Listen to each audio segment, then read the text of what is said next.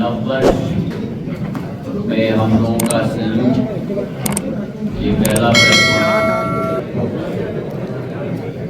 वर्तमान में राष्ट्रपति महोदया का अभिभाषण एवं वित्त मंत्री जी का बजट संसद में पेश हुआ। राष्ट्रपति जी का अभिभाषण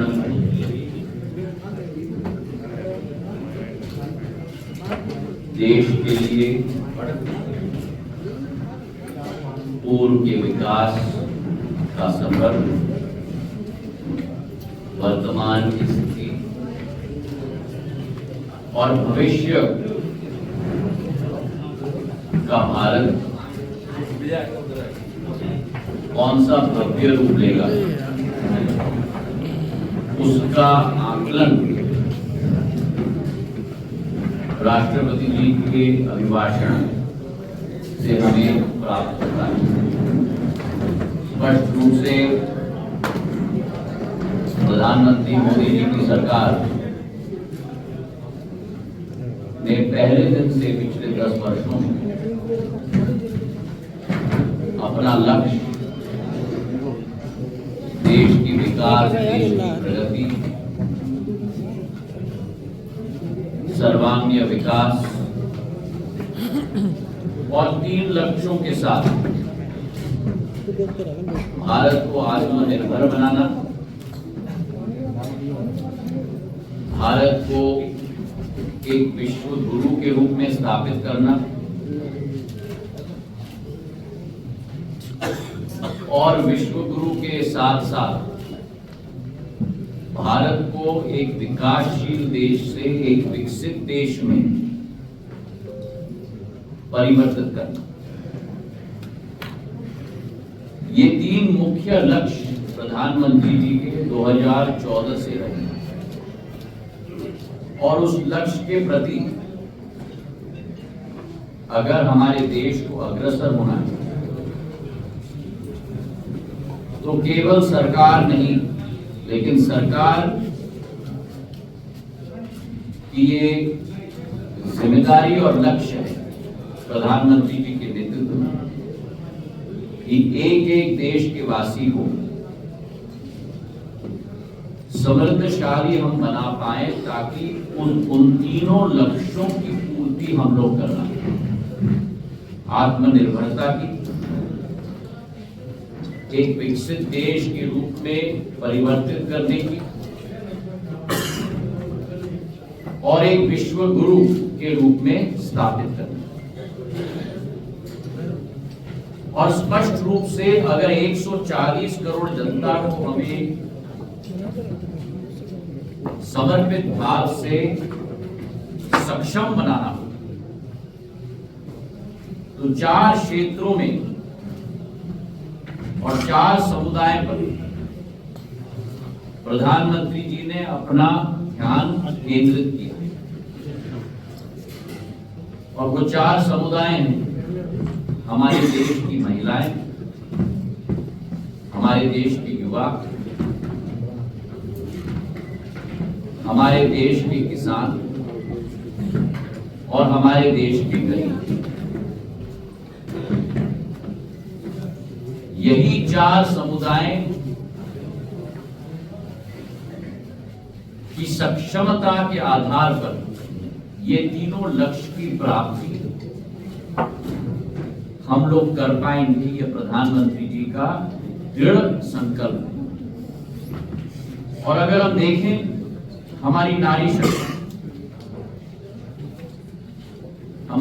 शक्ति हमारे देश की संस्कार और संस्कृति में केंद्र बिंदु सदैव रही। यत्र नारायस्तु पूजन्ते तत्र रमन्ते देवता, कि जहां महिलाओं का सम्मान होता है वहीं देवता विराजते। और उसी लक्ष्य के साथ अनेकों कदम भारत सरकार ने महिला सशक्तिकरण के लिए लिया, पर ऐतिहासिक कदम जिसकी कल्पना भी देश के वासी नहीं कर पाते, जिनका सपना ही पिछले 65 वर्षों से एक एक सरकार ने पिरोया था, उन सारे सपनों को साकार करने का काम महिला शक्ति के लिए प्रधानमंत्री जी ने किया। सबसे महत्वपूर्ण कदम कि नारी शक्ति वंदन अधिनियम को पारित करना, संसद में 1/3 महिलाओं के लिए स्थान सदैव के लिए स्थापित करना, ये एक ऐतिहासिक कदम रहा है। उसी के साथ साथ एक और प्रतिज्ञा प्रधानमंत्री जी ने ली है कि 2 करोड़ महिलाओं को हम लोग लखपति दीदी के रूप में स्थापित करेंगे और उस लक्ष्य की पूर्ति में ड्रोन्स का भी इस्तेमाल किया जाता है। 15,000 महिलाओं को 1,265 करोड़ रुपए की योजना के तहत जिसे कैबिनेट की मंजूरी मिली है, ड्रोन्स का प्रशिक्षण दिया जाएगा। ड्रोन सब्सिडी पे दी जाएगी 80% की, ड्रोन की बीमा मुफ्त दी जाएगी और उन महिलाओं को नैमो ड्रोन दीदी के रूप में, ड्रोन पायलट के रूप में संपूर्ण देश में तैनात किया जाएगा। इसी के साथ जब मुद्रा योजना हम देखते हैं तो जितने भी ऋण मुद्रा योजना में दिए गए उसमें से 31 करोड़ ऋण महिलाओं को दिए गए हैं इस देश के अंदर। और उसी के साथ साथ जो बहुचर्चित योजना है महिलाओं के लिए, चाहे इज्जत घरों की हम बात करें, शौचालय की बात करें, जो इस देश के कोने कोने में बन चुकी है, करीब 100% सैचुरेशन हो चुका है। 12 से 15 करोड़ शौचालय बन चुके हैं। वहीं उज्ज्वला योजना के तहत करीब हमारे 10 करोड़ महिलाओं को उज्ज्वला योजना के तहत चूल्हा और गैस का कनेक्शन आज तक दिया गया। 2.5 लाख करोड़ रुपए हमारी महिलाओं के स्वास्थ्य के लिए, उनकी सशक्तिकरण के लिए उज्ज्वला योजना में खर्चा गया। और जहां महिलाओं की सशक्तिकरण सरकार ने की, वहीं किसानों की सशक्तिकरण भी की। किसानों के लिए 11 करोड़ किसानों को किसान सम्मान निधि के तहत 2,80,000 करोड़ रुपए की राशि सीधे सीधे उनके जनधन के खातों में पहुंचाई। बीच का कोई बिचौली नहीं। अगर 6,000 रुपया तो 6,000 रुपया सीधा सीधा किसान के खाते में। और मध्य प्रदेश में उसमें अतिरिक्त 10,000 रुपया सीधा सीधा किसान के खाते में।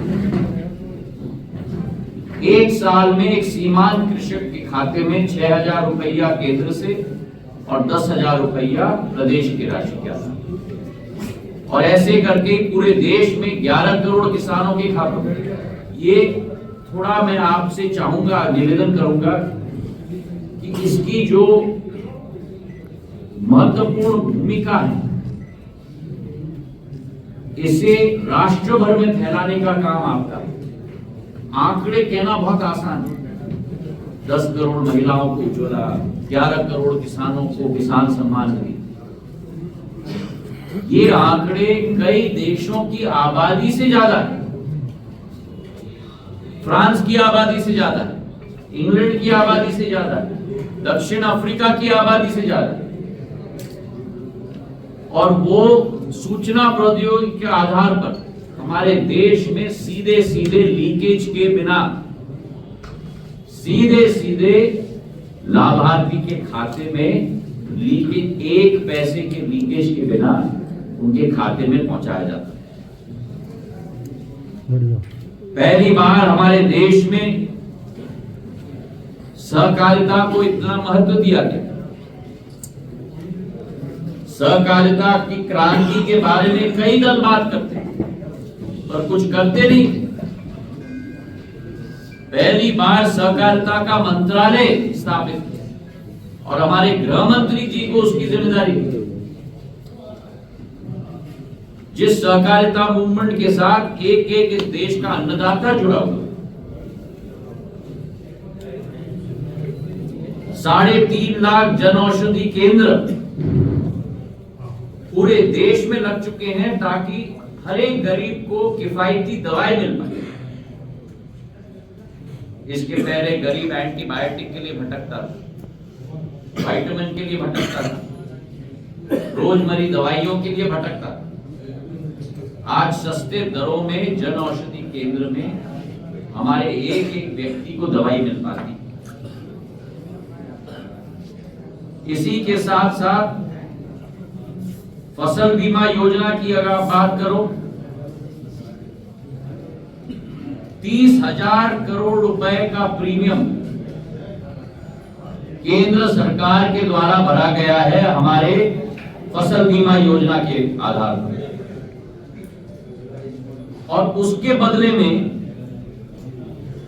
जहां 30,000 करोड़ रुपए का प्रीमियम भरा गया है वहां 1.5 लाख करोड़ रुपए का मुआवजा राशि किसान को दिया गया।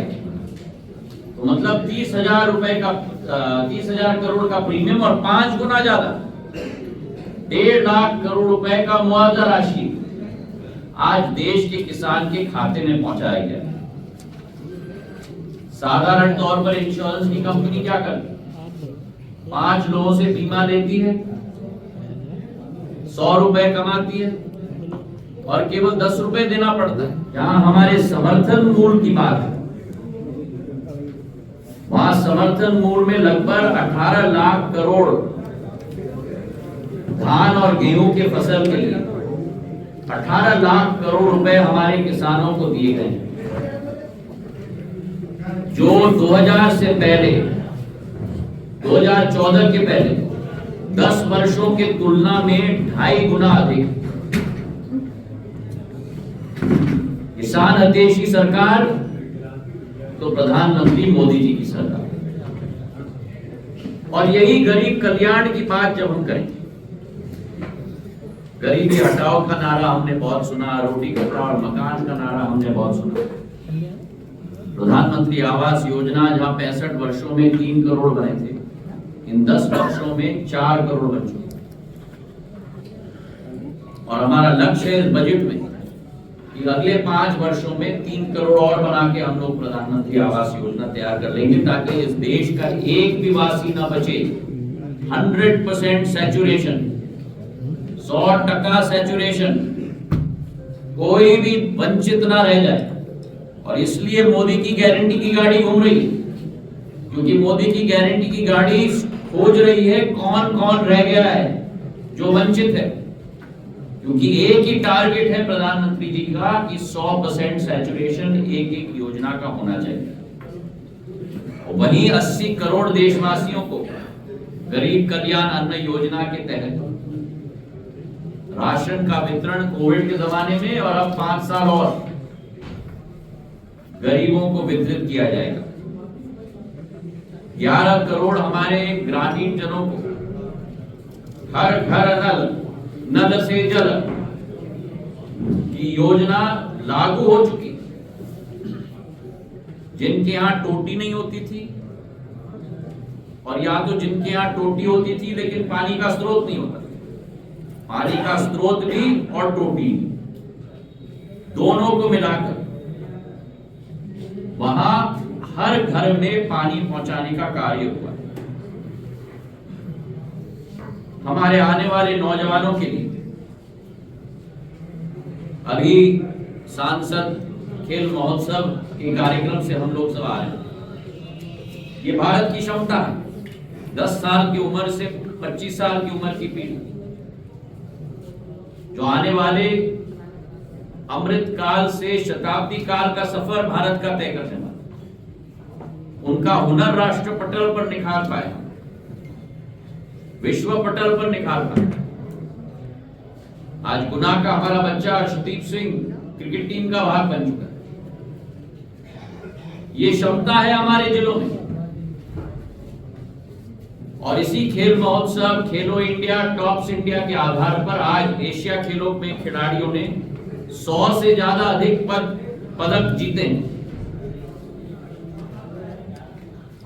16 एम्स बने हैं 10 सालों में, 315 मेडिकल कॉलेज बने हैं, 370 मेडिकल यूनिवर्सिटी बने हैं, 7 IIT बने हैं, 7 IIM बने हैं।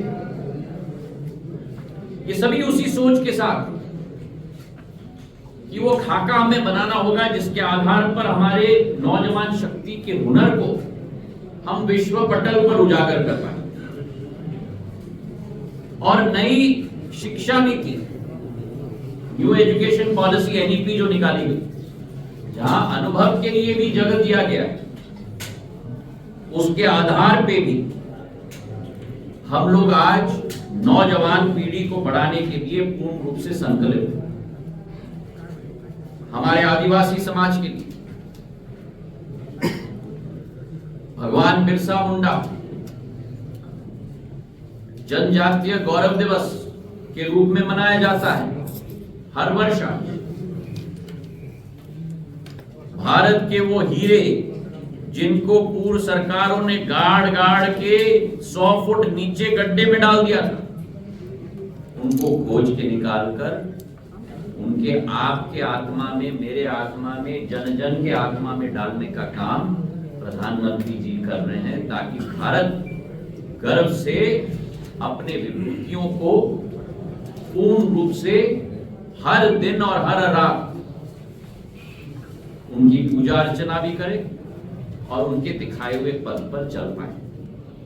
बाबा साहब अंबेडकर उनके 5 स्थानों को 30 स्थान में परिवर्तित करने का कार्य प्रधानमंत्री जी ने, उनकी दीक्षा शहर लंदन में उनके घर को खरीदकर वहां संग्रहालय बनाने का कार्य, मुंबई में इतना भव्य रूप वो ऑडिटोरियम ले रहा है, वर्ली सी फेस पे मैं स्वयं जाके मैंने निरीक्षण किया। यहां डबरा में अंबेडकर स्मारक हम लोग बना रहे हैं। पहले 8 करोड़ की योजना थी, अब बढ़ाकर हमने 20 करोड़ रुपए की योजना, ताकि बाबा साहब से आने वाले दिनों में भी हमारी नौजवान पीढ़ी प्रेरणा ले। और इसी सोच के साथ अर्थव्यवस्था भी आज G20 का की अध्यक्षता भारत ने पिछले वर्ष की। एक भी विश्व का देश नहीं बचा जिसके राष्ट्रपति या प्रधानमंत्री भारत आकर भारत दर्शन न दिया, वो भी भारत मंडपम बनाए, नया संसद भवन बनाए। G20 भारत की यहां हुई, केदारनाथ से, बद्रीनाथ से, महाकाल लोक तक, काशी विश्वनाथ से रामलला, अयोध्या नरेश, भगवान श्री राम को दोबारा अयोध्या धाम में स्थापित किया गया। ये उस भारत का सूर्योदय हो रहा है जो भारत 500 वर्षों तक इंतजार कर रहा था। अधोसंरचना के क्षेत्र में चाहे हम रेल की बात करें, 50 वंदे भारत ट्रेन चल चुके हैं। 10 साल 2014 से 14 में जितने रेल ट्रैक बने थे उससे 4 गुना ज्यादा रेल ट्रैक इन 10 वर्षों में बने। बुलेट ट्रेन का कार्य तीव्र गति से चल रहा है। हाईवेज के क्षेत्र में देखें तो 90,000 किलोमीटर के हाईवेज 65 वर्ष में बने थे। 10 साल में गडकरी जी के नेतृत्व में, प्रधानमंत्री जी के आशीर्वाद से 55,000 किलोमीटर के हाईवे बन रहे हैं, जो आने वाले दिनों में हमारा ग्वालियर आगरा एक्सप्रेसवे भी शामिल होगा, हमारा वेस्टर्न बाईपास भी शामिल होगा, हमारा अटल एक्सप्रेसवे भी शामिल होगा। अभी 10,000 करोड़ की योजनाएं देखे गए हैं गडकरी साहब। क्या कर रहे हो? मेरे क्षेत्र में, नागर विमानन क्षेत्र में, जो प्रधानमंत्री जी ने जिम्मेदारी दी है, जहां 74 विमानतल थे, आज 149 विमानतल, इसको हम 200 तक ले जाएंगे। जहां 400 विमान थे, आज 700 विमान, और 1200 विमानों का ऑर्डर हमारे भारतीय कंपनियों ने डाल दिया। तो कहने का तात्पर्य ये है, भारत अग्रसर है, भारत क्रांति के पथ पर है, भारत विश्व गुरु के रूप में स्थापित होने के पथ पर है। भारत अपने सफर में, अमृत काल से शताब्दी काल के सफर में, 10वीं बड़ी आर्थिक शक्ति थी 2014 में, आज 5वीं बड़ी आर्थिक शक्ति है। 2027 तक 3वीं बड़ी आर्थिक शक्ति होगी, जर्मनी और जापान को पछाड़ के। और अमृत काल से शताब्दी काल के सफर तक भारत पूरे विश्व में अग्रसर होगी, लेकिन एक ऐसा भारत, प्रधानमंत्री जी के नेतृत्व में, जो वासुदेव कुटुंबकम की सोच है, पूर्ण विश्व एक परिवार, एक विश्व, एक पृथ्वी, एक परिवार, ये प्रधानमंत्री जी की सोच आज पूरे विश्व ने स्वीकार कर ली है। और इसी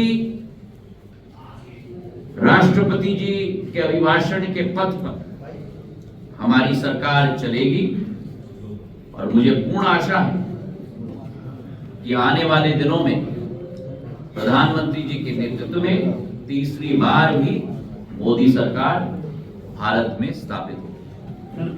आज इस बात की भी मुझे बड़ी खुशी है कि आपका ग्वालियर, हमारा ग्वालियर,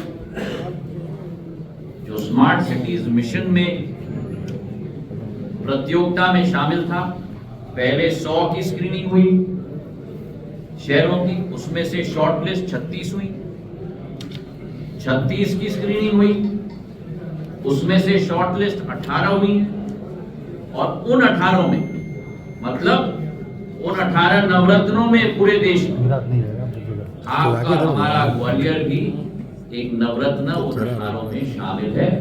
तो मैं सभी को अपने तहे दिल से बधाई और शुभकामनाओं भी इस अवसर पे देना चाहूंगा। बहुत बहुत धन्यवाद।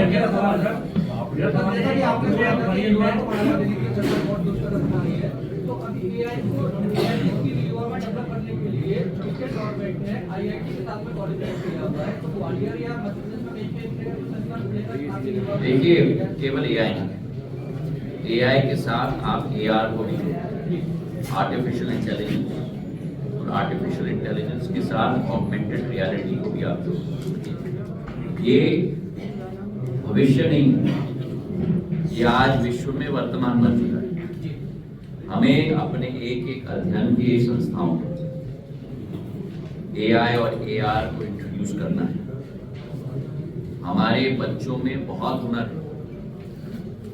आज एआई और एआर, आपको आश्चर्य होगा, केवल सूचना प्रौद्योगिकी में नहीं, मेडिकल साइंस में इस्तेमाल किया जा रहा है, इंजीनियरिंग में इस्तेमाल किया जा रहा है, ऑटोमोबाइल्स में इस्तेमाल किया जा रहा है, एयरक्राफ्ट मैन्युफैक्चरिंग में इस्तेमाल किया जा रहा है, स्पेस में इस्तेमाल किया जा रहा है, और तो और क्या, कला और संस्कृति में भी इस्तेमाल किया जा रहा है। उदाहरण के तौर पे अभी इंडिया आर्ट फेयर चल रहा है दिल्ली में, उसमें अलग सेक्शन है एआई और एआर का। तो ये हमारे जीवन का भाग बन चुका है, और मैं चाहूंगा कि हर एक संस्था में इसका इस्तेमाल और एक और बात मैं जरूर कहना चाहता हूं, हमें इस बात की बड़ी खुशी है, मैंने वहां सांसद खेल महोत्सव में भी कहा था, ये हमारे अपने परम सम्मान्य लाल कृष्ण आडवाणी जी को भारत रत्न से सम्मानित किया गया। लाल कृष्ण आडवाणी जी का जीवन संघर्ष का जीवन रहा। लाल कृष्ण आडवाणी का जीवन देश सेवा का जीवन। लाल कृष्ण आडवाणी जी का जीवन मां भारती के प्रगति और विकास के लिए समर्पित रहा। और मां भारती के ऐसे दैदीप्यमान नक्षत्र को आज मुझे स्वतः बड़ी खुशी है, और मैं मानता हूं कि हर भारतवासी को खुशी होगा कि अब हम परम सम्मान्य आडवाणी जी नहीं कहेंगे, लेकिन परम सम्मान्य भारत रत्न आडवाणी जी हम लोग उस विचारधारा के साथ उनका सम्मान करेंगे। पूरे ग्वालियर संसदीय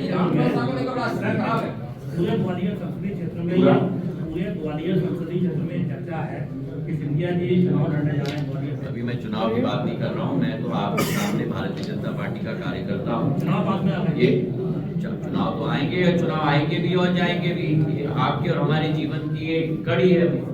हमें विकास और प्रगति के साथ भी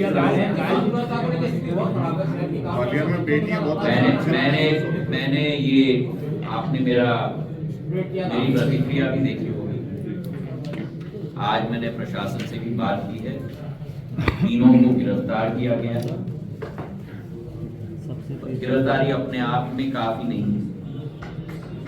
नियम का पालन हमें करना है, न्याय का पालन हमें करना है। न्यायपालिका न्याय देगी, इसका मुझे पूरा विश्वास है।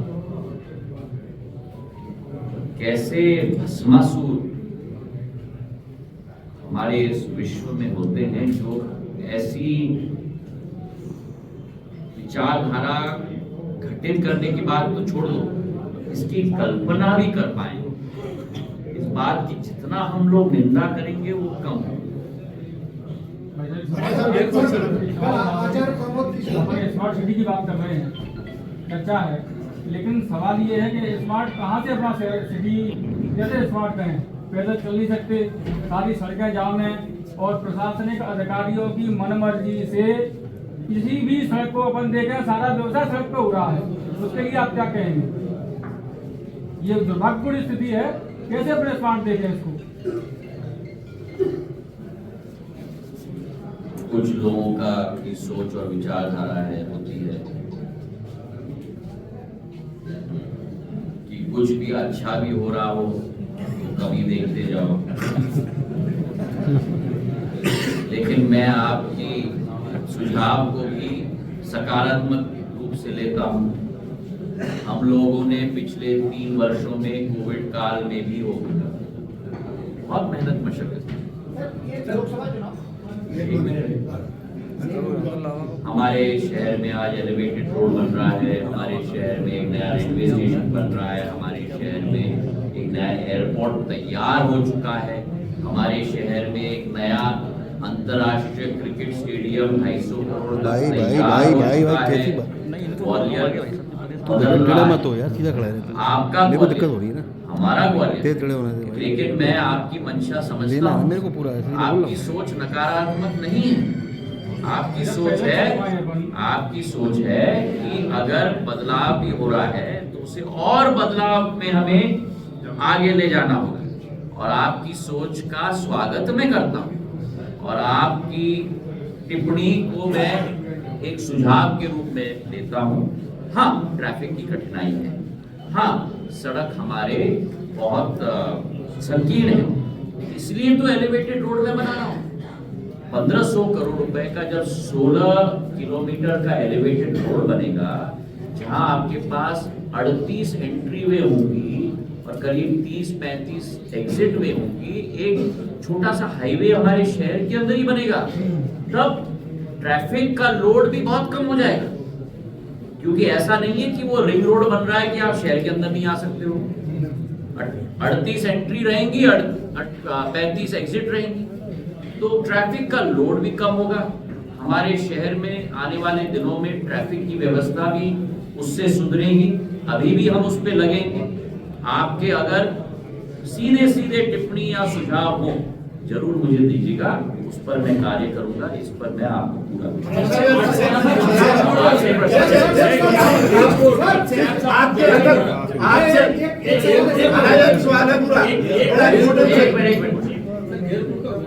एयरपोर्ट तैयार है हमारा 5 दिन में। अभी डीप क्लीनिंग चल रहा है, एक डीप क्लीनिंग चल रहा है। अगले 4 दिन में डीप क्लीनिंग समाप्त है, उसके बाद हम तारीख के लिए इंतजार कर रहे हैं। एयरपोर्ट तो तैयार है, तारीख के लिए इंतजार कर रहे हैं। और जैसे आपने देखा भी आज हमने अहमदाबाद से भी जोड़ दिया, तो आप बैंगलोर से, बंगलुरु से जुड़े हैं, हैदराबाद से जुड़े हैं, मुंबई दिल्ली से जुड़े थे, इंदौर से जुड़े थे, अब अहमदाबाद से भी जुड़े हैं और अयोध्या से भी।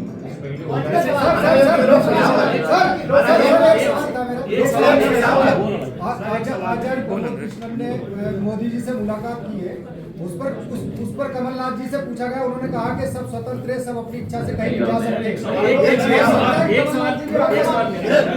से आप कांग्रेस से भाजपा में आए पिछले टर्म में अभी भी सबसे ज्यादा फोकस आपने ग्वालियर में किया है, विकास कार्यों को लेकर सबसे ज्यादा विकास योजना सबसे ज्यादा हो रही है। और आपके जो मंत्री प्रतिनिधि है और भी पूरा मोर्चा संभाल लेते हैं। क्या ग्वालियर इस बार नेक्स्ट तैयारी आपके चुनाव में?